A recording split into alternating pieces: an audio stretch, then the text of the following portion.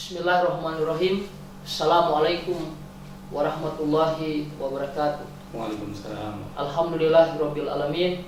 Allahumma shalli ala sayyidina Muhammad wa ala ali sayyidina Muhammad. Para pemirsa yang budiman, wabil khusus siswa-siswi Al-Azhar Mandiri Palu, alhamdulillah pada kesempatan hari ini kita bertemu kembali dalam program Syiar Ramadan Al-Azhar. Insyaallah sebuah tayangan yang akan mengedukasi, juga memberikan hikmah kepada kita sekalian. Pada kesempatan kali ini kita akan kembali mengelaborasi satu materi. Alhamdulillah di hadapan kita telah hadir narasumber Bapak Profesor Dr. Rusli. Selamat datang Ustaz di Al-Azhar Mandiri Palu. Sehat Ustaz? Ya? Alhamdulillah. Ustaz, pada kesempatan kali ini tema kita berkaitan dengan toleransi dalam Islam. Saya kira satu entitas yang cukup penting di dalam melekatkan hubungan kebangsaan dan negara kita ya. Tanpa toleransi hidup tentu tidak indah. Tanpa toleransi juga kekacauan juga akan terjadi di mana-mana. Seperti apa Islam dalam memandang toleransi? Yang pertama kita harus lihat makna toleransi itu sendiri. Kalau toleransi ini kan dia satu kalimat bahasa Indonesia yang diambil dari bahasa Inggris, tolerance. Kemudian muncullah istilah toleransi. Kalau di dalam bahasa Arab itu padanan yang sama dengan makna ini adalah tasamu. Tasamu itu diambil dari kata sin, mim, dan ha sama ha. Dalam bahasa Arab kita mendengar mungkin kata samaha itu. Nah ini kan analisis bahasa dulu. Kata samaha atau tasamu itu mempunyai makna artinya kelapangan hati, kebaikan, itu kata samha. Makanya Nabi pernah mengatakan innama bu'istu bil hanifiyati samha. Aku diutus untuk membawa sifat dan sikap keberagamaan yang baik. Jadi kata al-hanifiyah samha itu keberagamaan yang baik. Di dalam Al-Quran memang tidak disebutkan kata tasamu, tapi tasamu itu adalah satu ajaran yang melekat di dalam ajaran Islam. Kalau kita bicara apa kata-kata yang bisa mencirikan sikap tasamu, itu adalah kalimat seperti kata ar-rahmah. Ar-rahmah itu artinya kasih sayang. Bahkan semua surat di dalam Al-Quran kecuali surat At-Taubah itu dimulai dengan bismillah. Bismillahirrahmanirrahim, dengan nama Allah yang maha kasih dan maha sayang. Sementara Nabi pernah mengatakan kepada kita, takhallaqu bi akhlaqillah, hendaklah kalian berakhlak dengan sifat-sifat Allah itu. Nah, salah satu sifat Allah yang disebutkan dalam semua surat kecuali surat Taubah itu adalah sifat Rahman dan Rahimnya Allah, yaitu kasih sayang. Maka salah satu indikator orang toleran itu adalah sifat kasih sayang. Yang kedua, sifat al-af. Al-af itu artinya wa antafu khairul lahum, itu memaafkan, yang merupakan salah satu indikator dari sikap toleransi itu di dalam Al-Quran. Artinya apa? Toleransi itu adalah ajaran yang melekat dalam Islam. Yang kedua, toleransi itu ada di dalam sejarah Islam dan itu diterapkan oleh Nabi, para sahabat dan para khalifah-khalifah pada dinasti masa lampau. Apa itu toleransi? Toleransi itu adalah menghargai perbedaan. Kan begitu kan? Yang kita sering dengan menghargai perbedaan, baik karena perbedaan itu perbedaan agama, perbedaan kelompok etnik dan seterusnya. Jadi perlu dipahami di sini bahwa yang kita diperintahkan untuk toleransi itu di dalam bidang muamalah, itu perlu ditekankan. Tapi dalam bidang keyakinan itu tidak bisa kita bersikap toleransi dalam pengertian kita kemudian terlibat juga dalam keberagaman mereka. Karena kita sering dengar sekarang ini ada non-muslim juga ikut puasa. Iya, betul. Karena mereka mengatakan toleransi terhadap umat Islam. Lalu kemudian mereka akan minta kepada kita umat Islam. Lah kalau mereka yang Natal, kita juga harus ikut Natalan dong. Jadi toleransi di sini bukan dalam bidang itu dalam Islam. Toleransi itu menghargai perbedaan adalah selama itu tidak menyentuh persoalan teologi kita. Misalnya mereka melaksanakan Natalan, ya kita hormati, tidak kita ganggu. Jadi salah satu indikator toleransi adalah yang positif itu kita menghargai mereka. Yang kedua, membantu mereka. Yang ketiga, bersahabat dengan mereka, bersikap damai dengan mereka. Yang keempat, secara negatif ya, tidak mengganggu mereka. Dan kemudian tidak berlaku zalim terhadap mereka. Makanya kalau kita lihat di dalam Al-Quran itu jelas sekali, la yajrimannakum syana'anu qaumin ala alla ta'dilu. jangan sampai kebencian kalian terhadap satu kelompok yang berbeda dengan kalian membuat kalian berlaku tidak adil. Artinya apa? Meskipun dia berbeda dan dia punya hak di situ, kita harus berikan haknya. Kan seringkali misalnya di perkantoran, perkantoran, kebetulan kepala dinasnya orang base misalnya seperti contoh, atau orang Haiti. Tapi kemudian ketika orang mau daftar yang kelompok etnik selain mereka tidak terima meskipun mereka punya kualitas kemampuan di situ, ditolak. Kenapa? Perbedaan etnik. Nah ini tidak boleh. Dalam Islam itu jangan sampai kebencian kalian terhadap satu kelompok kaum membuat Anda berlaku tidak adil. Nah sini harus menghargai, tidak memberikan kezaliman kepada mereka. Itu namanya toleransi. Baik. Jadi dari muamalah, tapi dari segi keyakinan Islam itu jelas. Apa jelasnya? Lakum dinukum waliyadin. Agamamu, agama kami adalah agama kami. Kami menghormati agama kalian dan kalian pun harus menghormati keberagaman kami. Kami mengakui bahwa agama kami yang paling benar. Hampir semua agama mengaku juga agama yang paling benar. Nah itu yang kita sebut dalam Al-Quran. Inna dina indallah Islam. Orang Islam mengatakan agamanya yang paling benar, itu biasa. Kenapa kita perlu ada klaim kebenaran terhadap agama kita? Bagaimana kalau kita beragama lalu ragu dengan agama kita? Kan tidak mungkin. Tentu kita harus yakin dulu dan mengakui bahwa agama kita yang paling benar. Baik. Nah, seperti contoh misalnya di dalam agama Kristen pun sama. Mereka mengatakan agama mereka yang paling benar. Maka pernah ada satu ungkap dan mereka tidak ada keselamatan kecuali di gereja. Berarti kita ini tidak selamat. Orang Hindu juga sama. Mereka mengatakan agama yang paling benar. Orang Buddha pun sama. Dan itu biasa. Artinya mengakui kebenaran masing-masing agama adalah biasa. Tapi yang tidak biasa adalah memaksakan agama itu kepada orang lain. Itu yang bermasalah. Makanya Islam mengatakan silakan Anda punya agama dan meyakini agama Anda yang paling benar. Tapi ingat, jangan memaksakan agama Anda kepada orang lain. Maka muncullah ayat la ikraha fiddin. Jangan memaksakan agama Anda kepada orang lain. Tugas Anda hanya menyampaikan Islam kepada orang lain, tapi jangan memaksa mereka untuk masuk ke dalam agama Islam. Itu jelas. Jadi kita jangan mengikuti kelompok Islam liberal itu. Kan sekarang ada dua pemahaman terhadap toleransi. Ada Islam liberal, ada Islam mainstream. Islam mainstream itu maksudnya Islam arus utamanya adalah masyarakat. Misalnya masyarakat kita kan sebagian besar aswaja, sholat jamaah. Cara pemahamannya seperti yang saya sebutkan tadi. Tapi kalau Islam liberal itu ketika memahami toleransi adalah Anda juga harus ikut serta di dalam misalnya mengucapkan selamat datang. Kemudian juga kadang-kadang kalau diundang juga ikut hadir di tempat peribadatan mereka. Nah ini yang kita tidak inginkan. Kita tetap, kalau kita lihat sejarah perkembangan Islam dari awal itu Nabi sangat toleran. Kalau saya menjelaskan itu banyak sekali contoh-contoh toleransi Nabi terhadap komunitas lain. Iya, baik Pak Ustadz. Menarik penjelasan Pak Ustadz tadi berkaitan dengan masalah batasan toleransi ya. Bahwasanya banyak orang yang salah kaprah dalam memahami makna toleransi. Seperti apa kita meletakkan sesungguhnya dalam ajaran Islam kata toleransi ini dalam konteks kehidupan kita beragama sehari-hari pun dengan kita berhubungan dengan sesama manusia, Pak Ustadz. Yang pertama, toleransi itu ajaran Islam, saya tekankan. Karena ajaran Islam harus kita laksanakan. Apa intinya toleransi? Itu menghargai perbedaan dan menghormati keberagaman orang lain.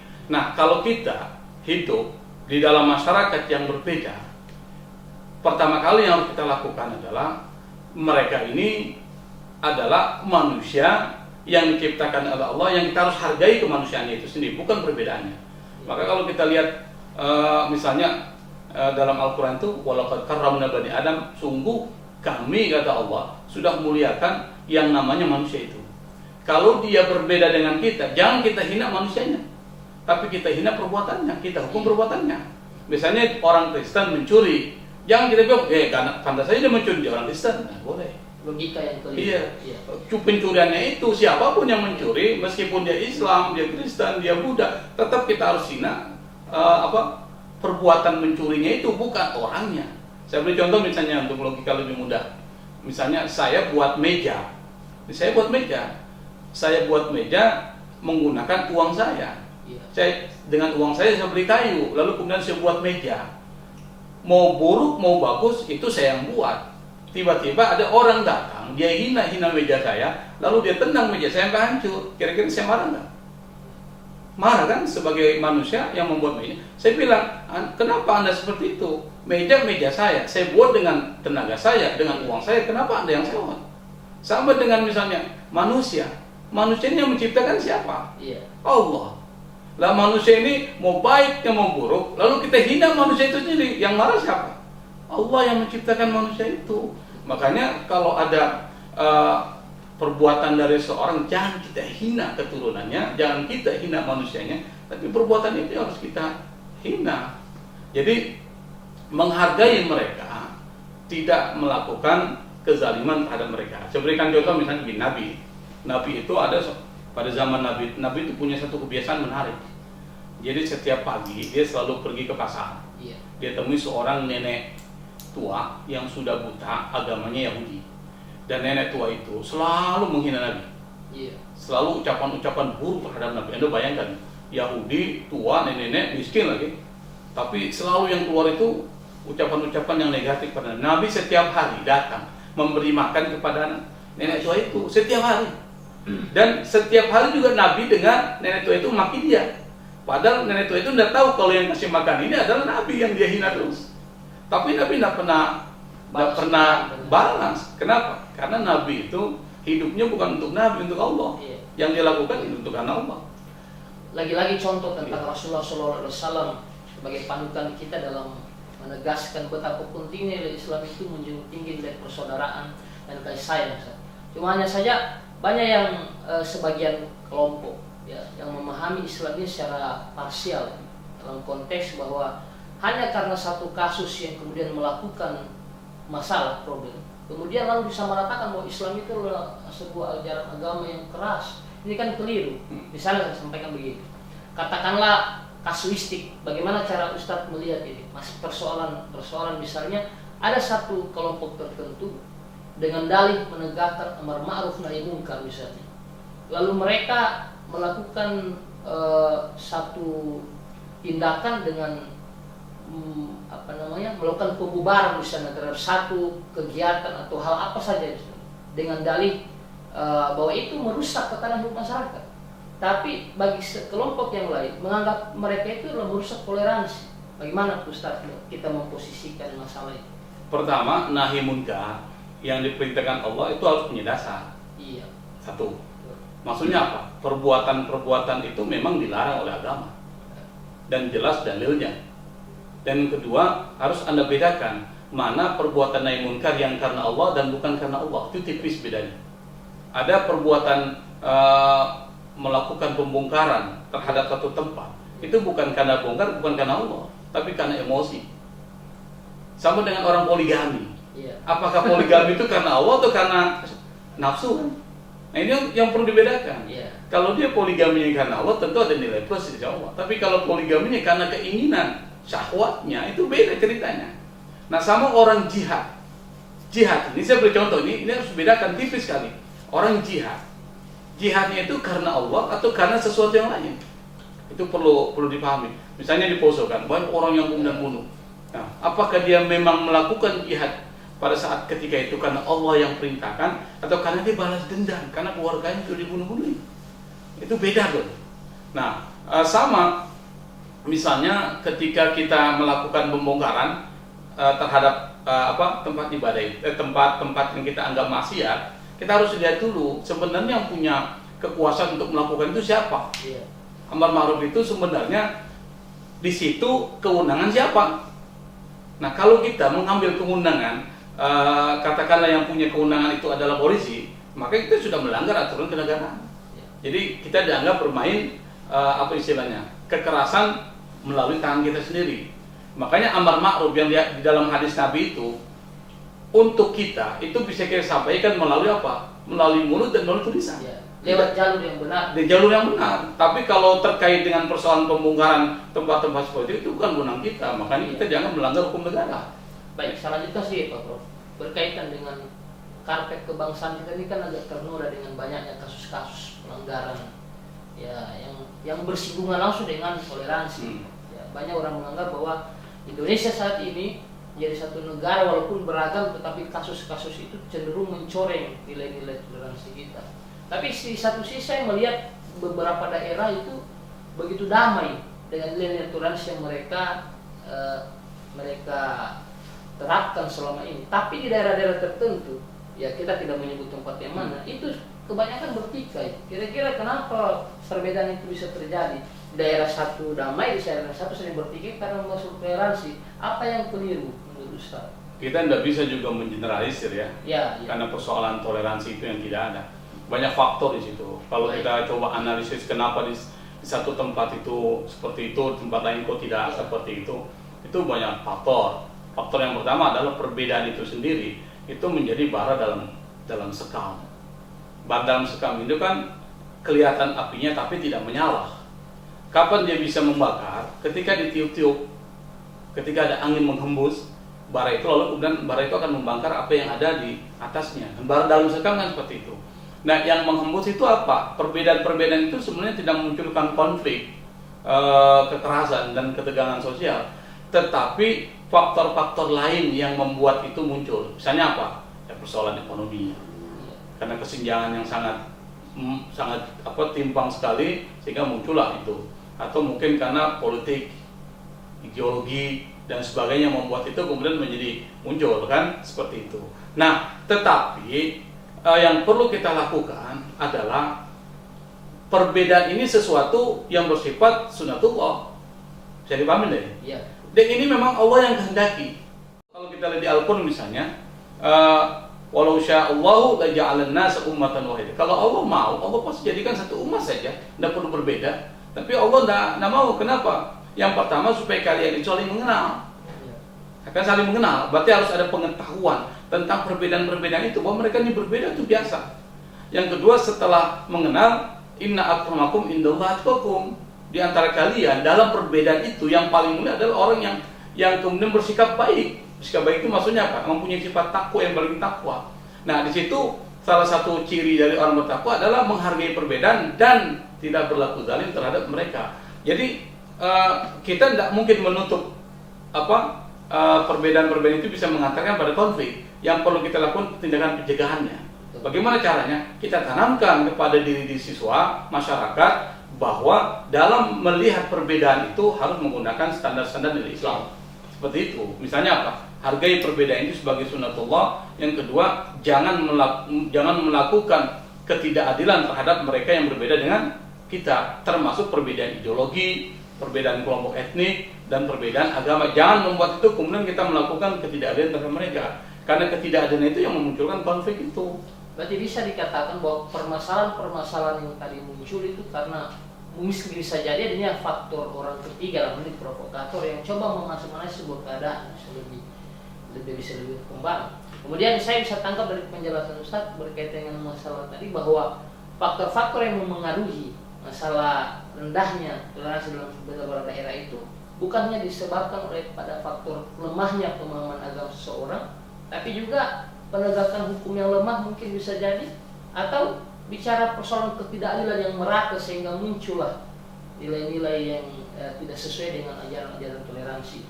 Makanya kita tidak bisa menolak bahwa perbedaan-perbedaan itu akan menjadi bar dalam sekam. Itu secara sosiologis seperti itu.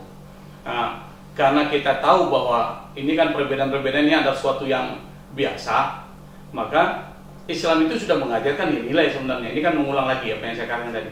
Islam ini sudah mengajarkan nilai-nilai bahwa perbedaan itu biasa.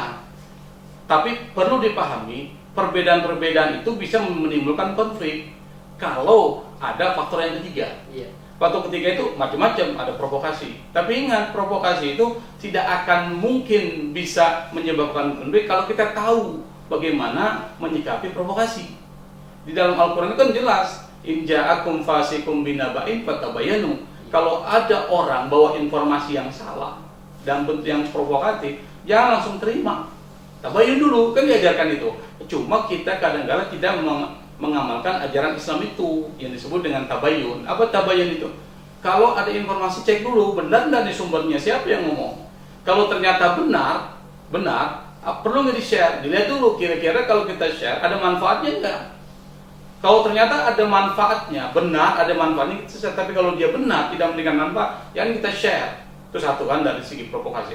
Kedua, misalnya soal ekonomi, ketimpangan ekonomi itu bisa menghembuskan kepada perbedaan-perbedaan itu sehingga munculkan konflik.